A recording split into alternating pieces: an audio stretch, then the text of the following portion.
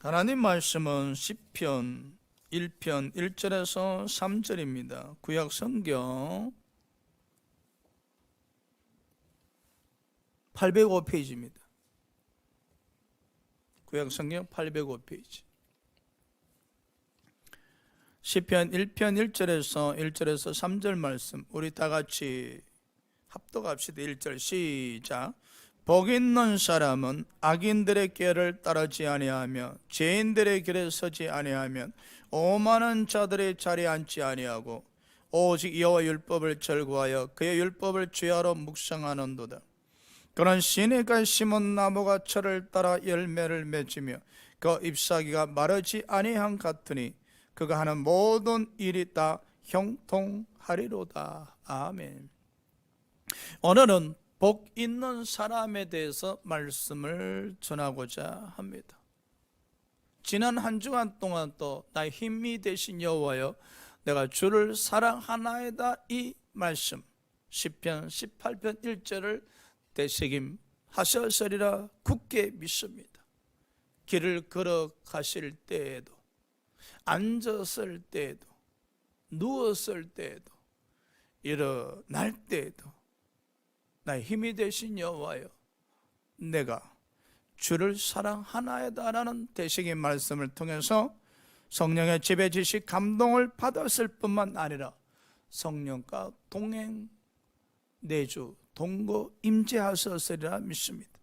오늘 이 시간에도 성령님 지배 지식 감동하심이 여러분 각자에 임하시기를 소원하면서 복 있는 사람, 복 있는 사람. 다윗은 하나님께 어로 여기심을 받은 사람은 복이 있는 사람이라 하셨습니다. 즉 예수 그리스도로 말미암아 제사함 받은 사람은 복이 있는 사람이라 했습니다. 로마서 4장 6절 8절에 복 있는 사람은 불법이 사함을 받고 죄가 가려짐을 받고 주께서 그 죄를 인정하지 아니하실 사람이라 했었습니다. 우리의 믿음의 조상인 아브라함은 복의 근원으로서 복 있는 사람이었습니다. 우리 또한 복 있는 사람입니다. 여러분은 복 있는 사람이라 여깁니까? 마태복음 15장 8절에 바리새인들은 입술로는 주를 공경하나 마음은 멀다 했습니다. 즉 우리는 입술로 이론적으로 구속사역으로 말미암아 복 있는 사람이라 고백을 드리지만 실제적으로 마음에 와닿지가 않습니다. 우리는 이론적으로 늘 말합니다.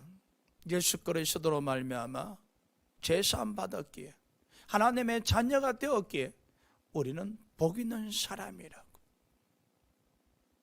정말로 생활 속에서 여러분 삶 속에서 어떤 환경 속에서도 변함없이 나는 복 있는 사람이라 여기면서 살아가고 계시는가?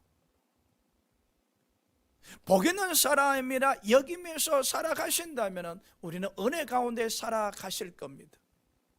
늘 그 복 있는 사람이 되게 하신 그 은혜에 감사하며 감격하면서 신앙생활을 하실 겁니다. 사랑하는 여러분, 복 있는 사람이라 여기십니까? 나는 복 있는 사람이라 여기는 사람은 정체성이 확실한 사람입니다. 정체성.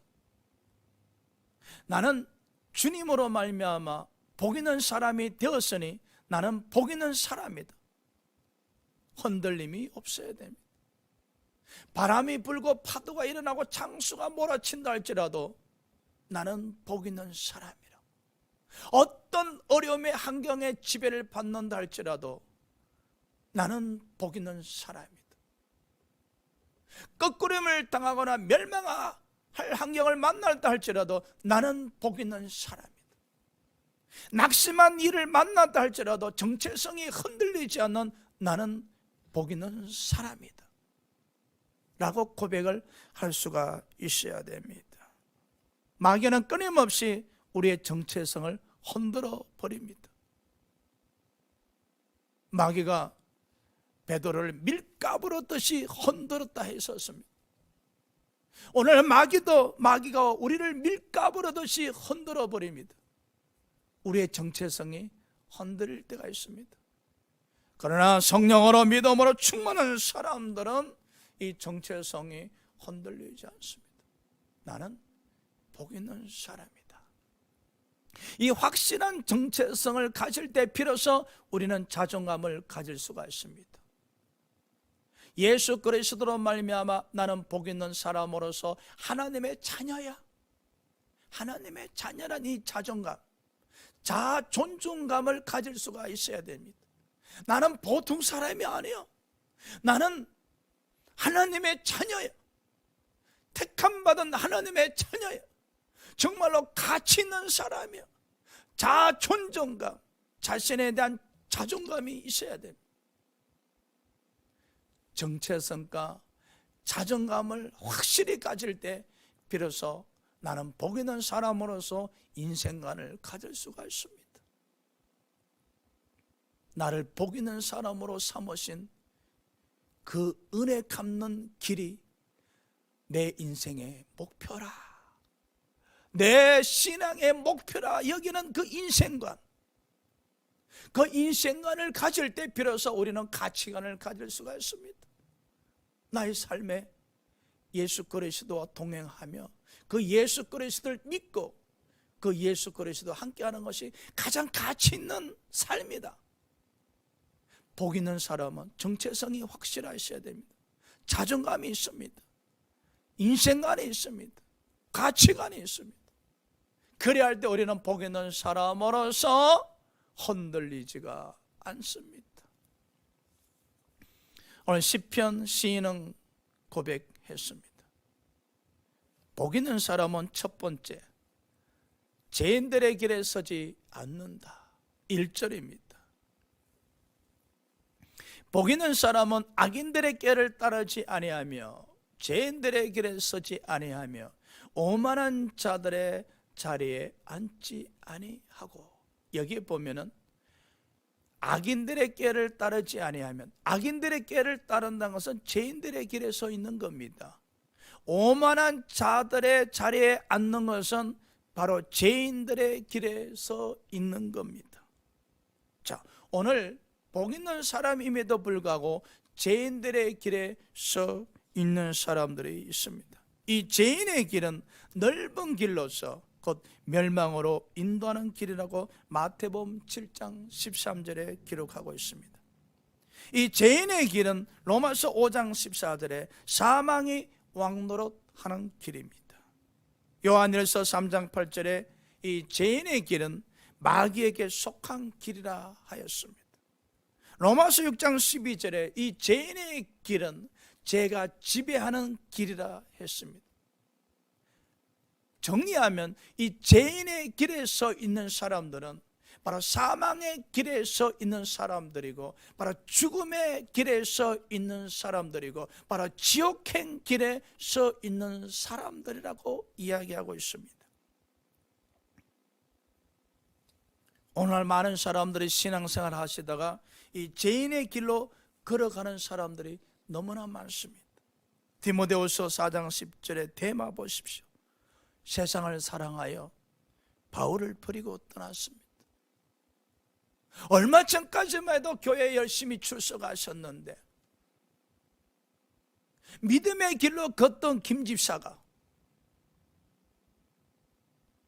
세상을 사랑해서 그 믿음의 길을 버리고 죄인의 길로 들어섰습니다. 사무엘상 15장 11절에 보니 하나님께서 사울을 왕으로 삼은 것을 후회하신다 말씀하셨습니다. 왜? 사울의 불순종 때문이죠. 사울은 하나님의 일을 수행하면서, 하나님의 명령을 수행하면서 아말렉을 멸절시켜 가면서도 살찐 양들은 다 취했었습니다. 하나님의 일을 하면서 불순종했습니다. 바로 죄인의 길에 서서 하나님의 일을 했다는 것이죠. 우리가 신앙생활하면서 신앙생활하면서도 또 직분을 감당하면서도 죄인의 길에 서 있는 사람들이 많다는 겁니다. 하나님의 일을 감당하면서 죄인의 길에 서 있는 사람들이 많다는 사실입니다. 우리는 기억하셔야 됩니다. 사울 왕 보십시오. 하나님 명령에 순종했습니다. 아말렉을 멸절시키러 가는 것은 순종입니다. 그렇지만 하나님의 일을 감당하면서 죄인의 길에 서 있었습니다. 우리가 그럴 때가 참 많습니다. 거창하게 하나님이 일을 하지만, 사무엘하 6장에 보면은 다윗이 기럇 야아렘에 있는 언약을 이제 운반해서 이동시키죠. 얼마나 믿음 좋아 보입니까? 20년 동안 방치되어 있던 언약궤를 이제 새로운 곳으로 옮기고자 하고 있잖아요. 믿음의 왕입니다. 그런데 보십시오. 그 언약궤를 제사장들이 어깨에 매지 않고 수레에다 싣고 옵니다. 하나님의 일을 행하지만 결과론적으로 죄인의 길에 서서 하나님의 일을 행했다는 겁니다. 사무엘상 2장 29절에 엘리 제사장 보십시오. 죄인의 길에 서 있었습니다. 존경받는 제사장이었습니다. 아침 저녁으로 하나님 앞에 상번제 제사를 드리는 제사장이었습니다. 백성들은 엘리 제사장에게 나가서 기도받기를 원했었습니다. 그런데 이 엘리 제사장은 하나님보다 아들을 더 중히 여겼더라 했었습니다. 그 결과 하나님으로부터 버림받습니다. 겉으로 드러나 있는 엘리 제사장의 모습은 믿음의 길에 서 있는 제사장이었습니다. 거룩한 길에 서 있는 제사장이었습니다. 겉으로 드러나 있는 엘리 제사장은 성령 충만한 사람이었습니다. 그러나 그 내면 속에는 하나님보다 자기 아들을 더 사랑하는 사람이었습니다. 마태복음 10장 예수께서 말씀하셨죠. 나보다 더 사랑하는 네가 있으면 안 된다. 죄인의 길에 서 있는 사람은 겉과 속이 다릅니다. 이 엘리 제사장은 하나님보다 자기 자식을 더 사랑함으로 결과론적으로 제사를 멸하는 꼴이 되었었습니다. 제사를 업신여기는 꼴이 되었었습니다. 우리 보십시오. 누구를 제일 사랑하십니까? 하나님을 제일 사랑하십니까?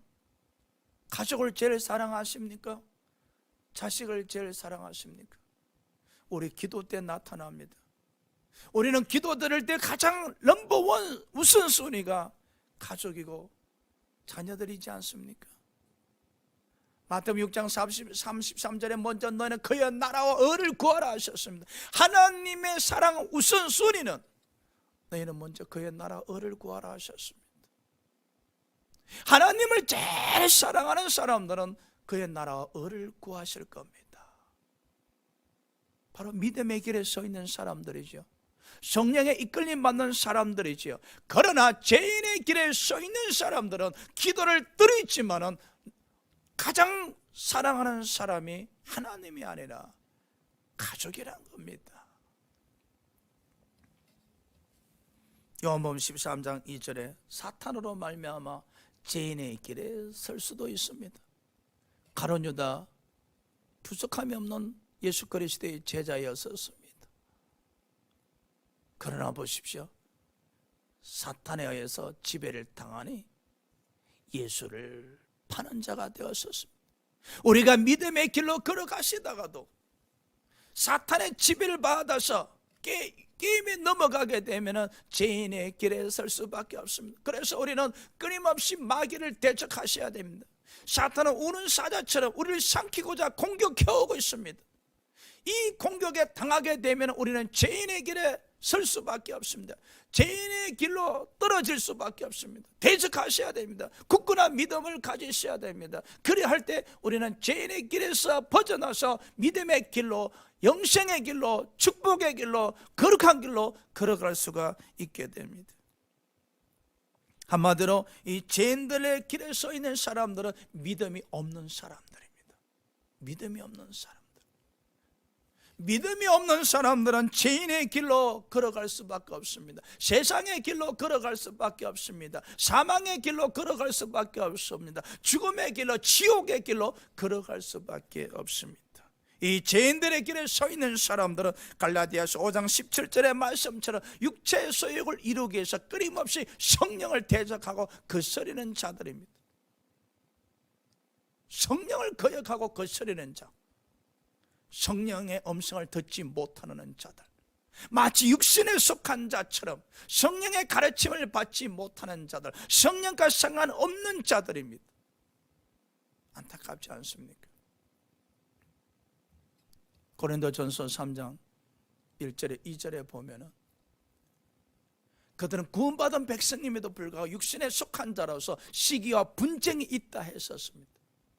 구원받은 백성이었음에도 불구하고 육신에 속한 자라, 바로 죄인의 길에 서 있었다 했었습니다. 죄인의 길에 서 있으니 시기와 분쟁이 넘쳐나서 교회를 시끄럽게 했다 했었습니다. 야고보서 3장에 이 시기와 분쟁은 사탄의 것이요 마귀의 것이요 땅의 것이라고 했었습니다. 사랑하는 여러분, 우리가 복 있는 사람이지 않습니까? 그럼에도 불구하고 죄인의 길에 서 있지 않습니까? 오늘 시편 1절에 복 있는 사람은 죄인의 길에 서 있지 아니하고 어떤 길에 서 있습니까? 바로 거룩한 길에 서 있다 했었습니다. 거룩한 길. 히브리서 10장 20절에 이 거룩한 길은 생명의 길입니다. 어떤 사람이 이 거룩한 길로 걸어갑니까? 이사야 35장 8절에 바로 구속함을 받은 자만이 걸어갈 수 있는 길이라 했었습니다. 저와 여러분은 복 있는 사람으로서 이 거룩한 길로 걸어가셔야 됩니다. 본래 우리는 죄인의 길에서 있었던 사람입니다. 에베소서 2장 1절에서 말씀을 보면은 2절 3절 보면 우리는 멸망의 길, 진노받을 수밖에 없는 자들이었습니다. 그러나 예수 그리스도로 말미암아 예수 그리스도께서 우리 대신 죽으시고 우리 죄값을 지불하심으로 우리는 거룩한 길로 걸어갈 수 있게 되었습니다.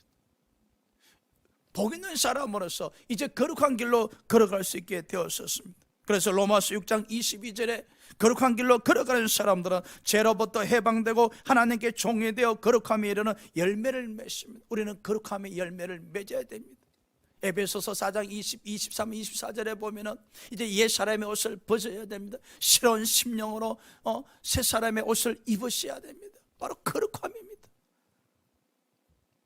로마서 6장 6절에 죄의 길을 벗어나서 이제 거룩한 길로 걸어가는 사람들은 더 이상 죄의 종로로 하면 되지 않는다 하셨습니다.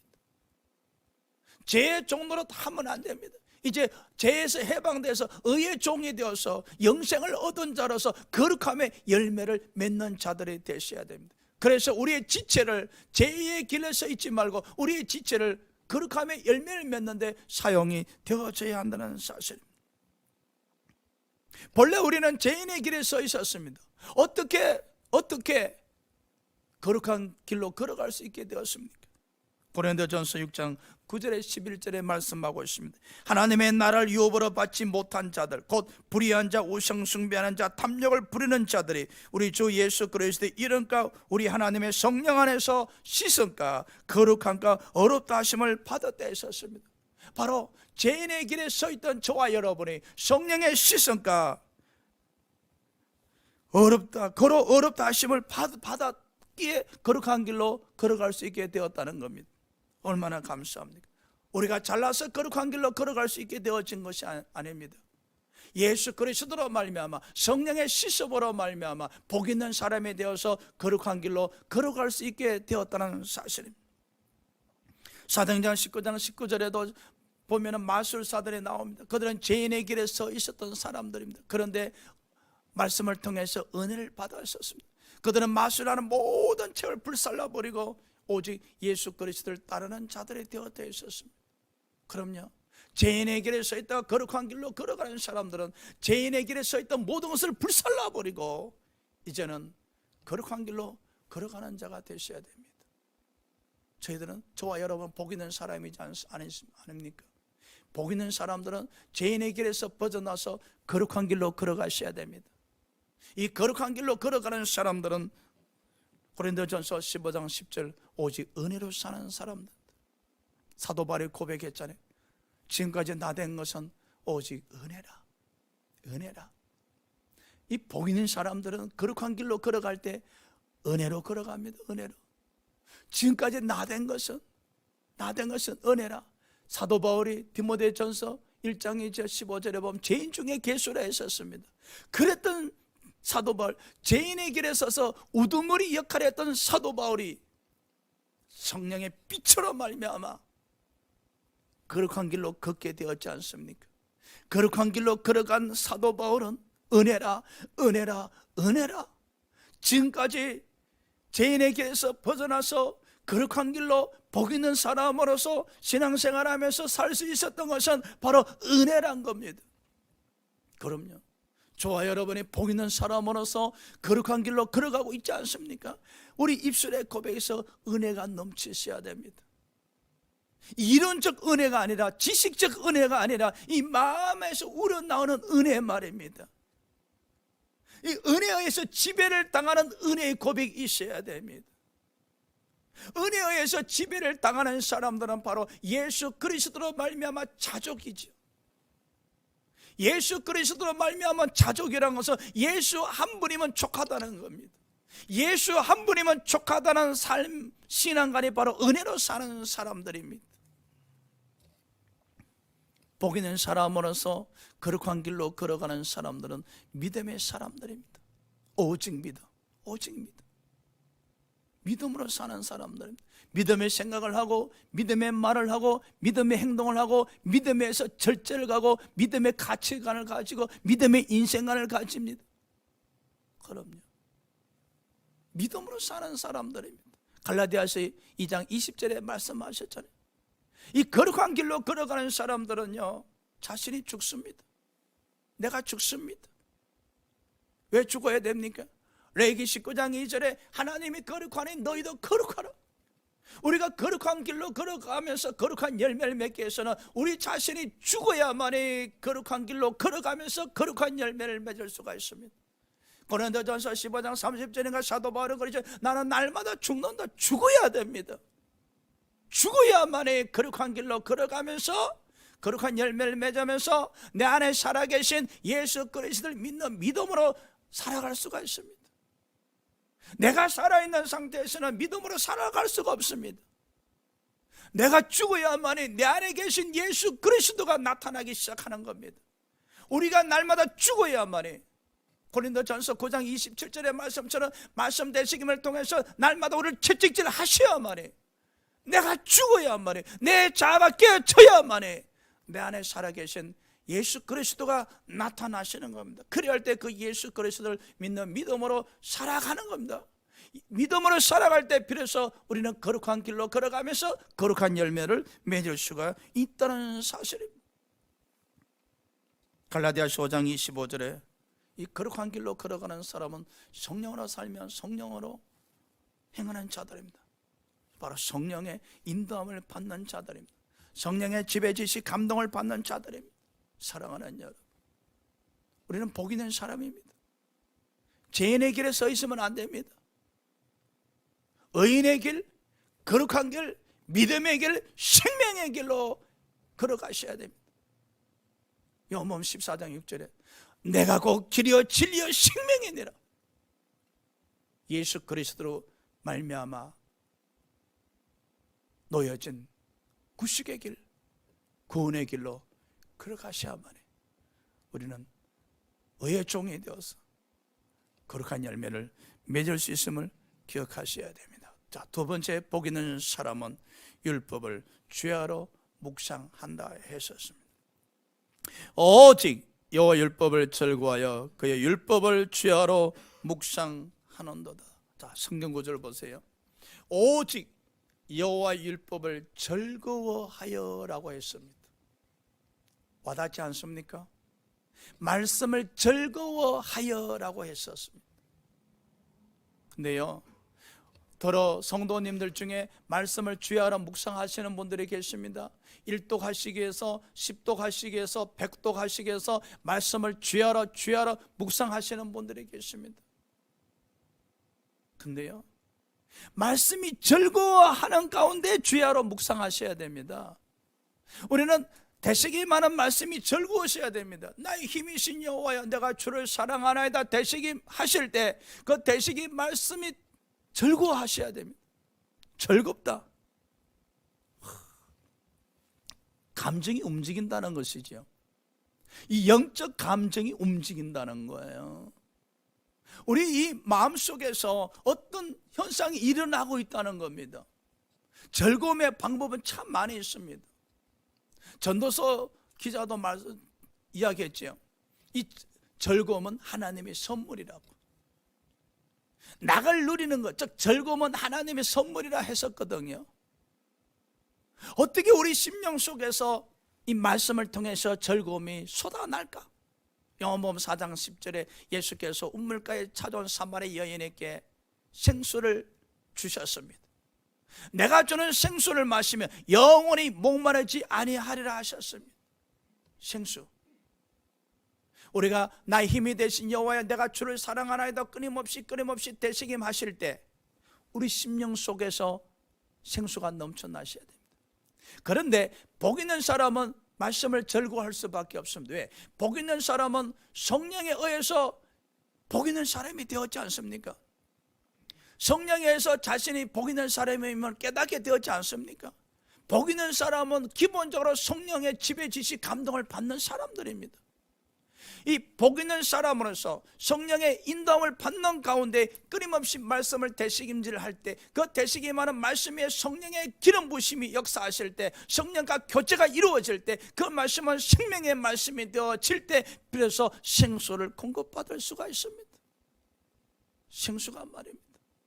여러분 노력을 하셔야 됩니다.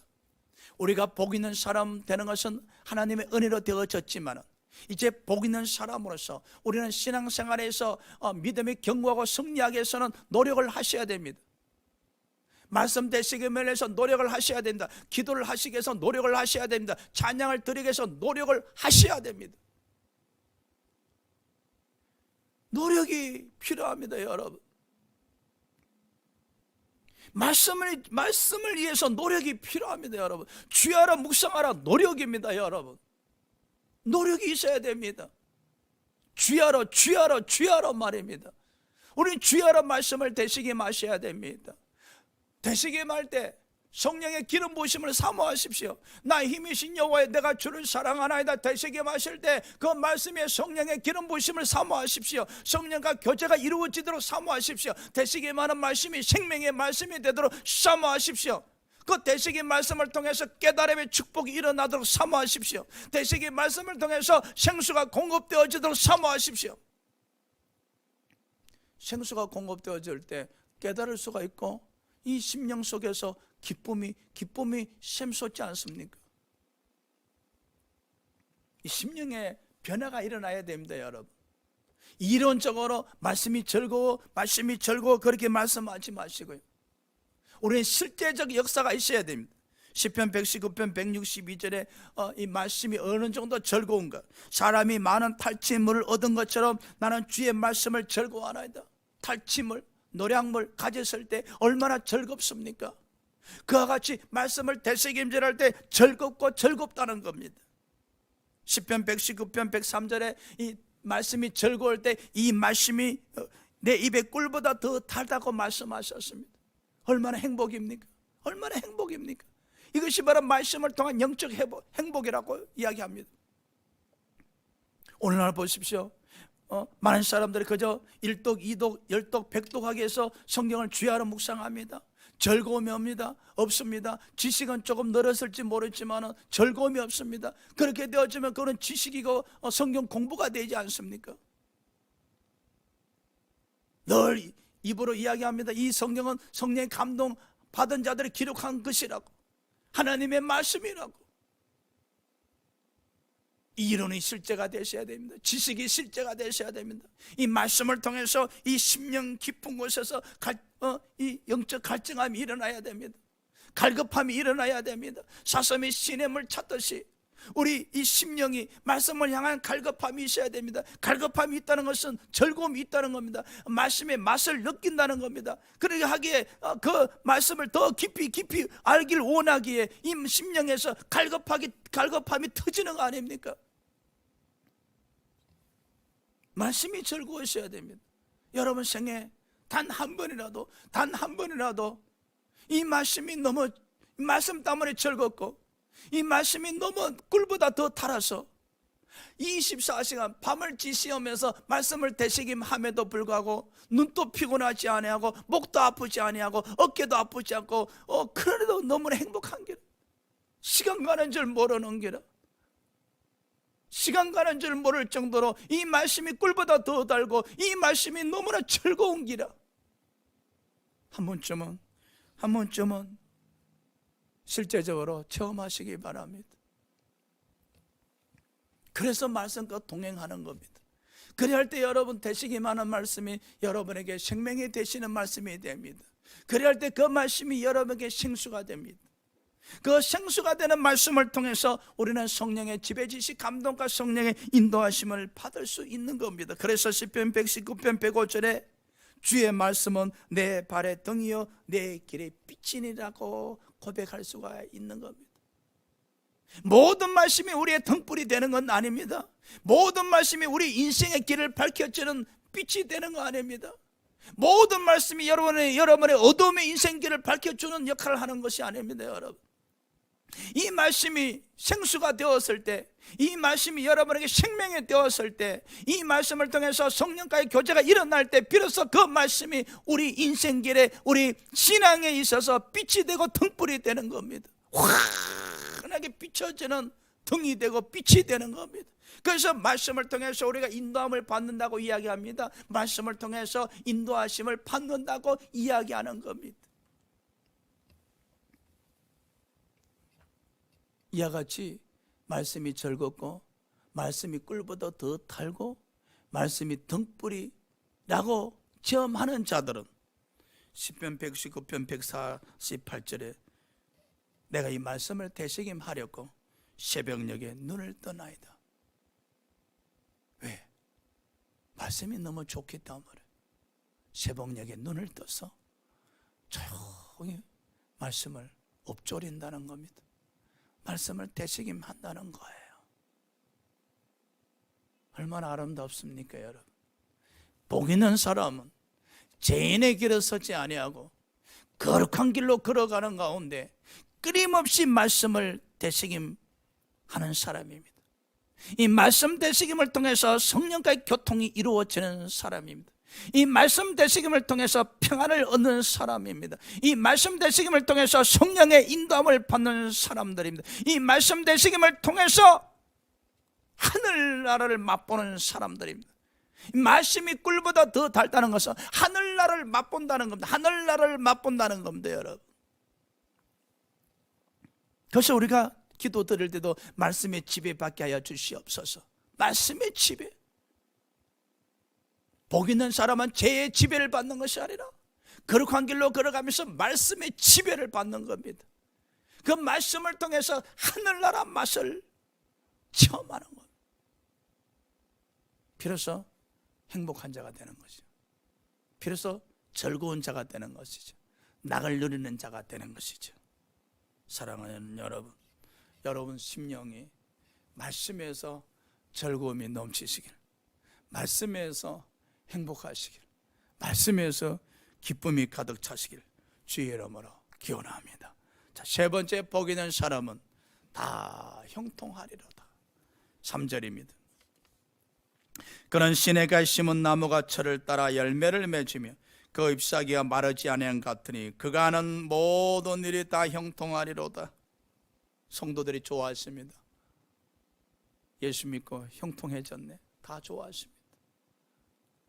창세기 39장에 보니까 요셉이 하나님이 함께 하심으로 형통한지라, 그 2절 3절 4절에 그 기록이 되어 있지 않습니까? 그 형통의 결과 국무총리까지 되어졌다, 그렇게 이야기합니다. 또 사람들은 그럽니다. 교회 가면 복 받는다 그럽니다. 교회 가면 복 받는다. 과연 그럴까요? 시내가에 심은 나무가 철을 따라 열매를 맺는다 그랬죠. 사시사철 열매 맺는 겁니다. 사시사철, 봄, 여름, 가을, 겨울 사시사철 열매를 맺기 위해서는 어떻게 되어야 됩니까? 에스겔서 47장 12절에서 말씀하고 있습니다. 성전 문 지방 밑에서 생명수가 나와 이루는 것마다 모든 생물이 살고 각종 먹을 가실나무가 자라서 그 잎이 시들지 아니하며 열매가 끊어지지 아니하고 달마다 새 열매를 맺었더라 했었습니다. 복 있는 사람으로서 사시사철 열매 맺고 입이 마르지 아니하려면 이 성전 문지방에서 생수가 공급이 되어지셔야 됩니다. 하늘나라에서 생수가 공급되어지셔야 됩니다 하십니다. 할렐루야. 그럼요. 사시사철 매달마다 새로운 열매를 맺기 위해서는, 고로 다 형통한 자가 되기 위해서는 하나님 품에서 생수가 공급되어지셔야 됩니다. 은혜 말입니다. 은혜.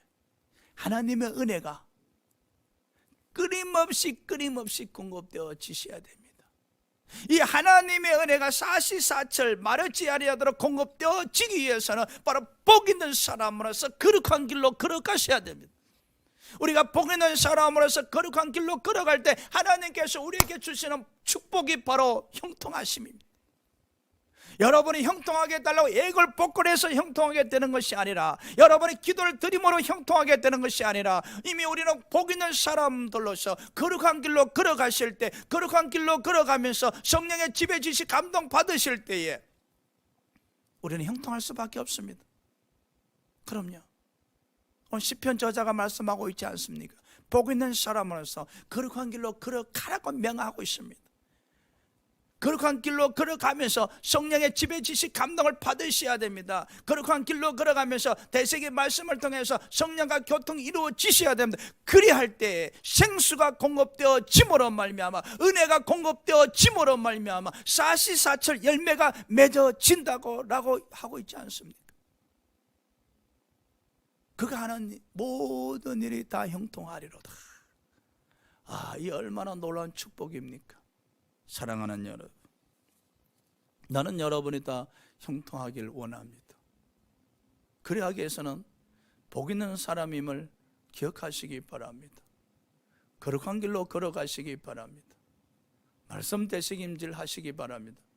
말씀 되새김을 통해서 성령과의 교통이 이루어지시기 바랍니다. 말씀 되새김을 통해서 성령의 생수를 공급받으시기 바랍니다. 그래야 하실 때 여러분은 형통할 수밖에 없습니다. 형통할 수밖에 없습니다. 어거지기로 형통하게 해달라고 기도하시기보다는, 교회 가면 복 받는다라고 이야기하시기보다는 교회와 출석하시면서 복 있는 사람이 되셔야 됩니다. 교회 출석하시면서 거룩한 길로 걸어가셔야 됩니다. 교회 출석하시면서 말씀 되시김을 통해서 생수를 공급받으셔야 됩니다. 그래야 할 때 형통하리라, 복 있는 사람이 되는 겁니다. 오늘 시편 저자는 우리에게 귀한 진리를 깨닫게 하셨습니다. 복 있는 사람이 되라. 이미 우리는 복 있는 사람이 되었었습니다. 어떤 상황에도 나는 복 있는 사람이다 라는 정체성이 흔들리면 안 됩니다. 마귀는 베드로를 밀가부로 듯이 까부렸다 그랬었습니다. 흔들어 버리려고. 너는 죄인이야. 흔들어 버리려고. 그러나 예수님이 베드로를 위해서 기도하심으로, 베드로가 성령 충만 받음으로 말미암아 그는 복 있는 사람, 그 정체성이 흔들리지 않았었습니다. 우리는 어떤 상황 속에서도 우리는 복 있는 사람, 이 정체성에 대해서 흔들림이 없어야 됩니다. 그래야 할 때 우리는 복 있는 사람으로서 하나님의 자녀라는 이 자아 존중감, 자정함을 가질 수가 있습니다. 자정함을 가질 때 우리는 주를 위해서 사는 것이 인생관이 되셔야 됩니다. 오직 주를 위해서 사는 것이 인생의 목표가 되셔야 됩니다. 그럴 때 예수 그리스도께서 우리의 가장 가치 있는 분이 되시고 그 예수 그리스도를 따라 걸어가는 것이 가장 가치 있는 삶이 되는 겁니다. 나는 복 있는 사람이라. 이 정체성, 자존감, 인생관, 가치관 흔들리지 마시기 바랍니다. 흔들리지 마셔야 됩니다. 하늘나라 가는 그날까지 나는 복 있는 사람이야. 얼마나 감사합니까? 나는 복 있는 사람이야. 아버지 은혜로 말미암아 복 있는 사람이 되었습니다. 더 이상 죄인의 길에 서서 주님을 아프게 하지 마시고 우리는 거룩한 길에 서서 거룩한 열매를 맺으면서 대식의 말씀을 통해서 성령의 생수를 공급받는 가운데 형통한 자로서 살아가셔야 될 겁니다. 할렐루야. 기도드리겠습니다.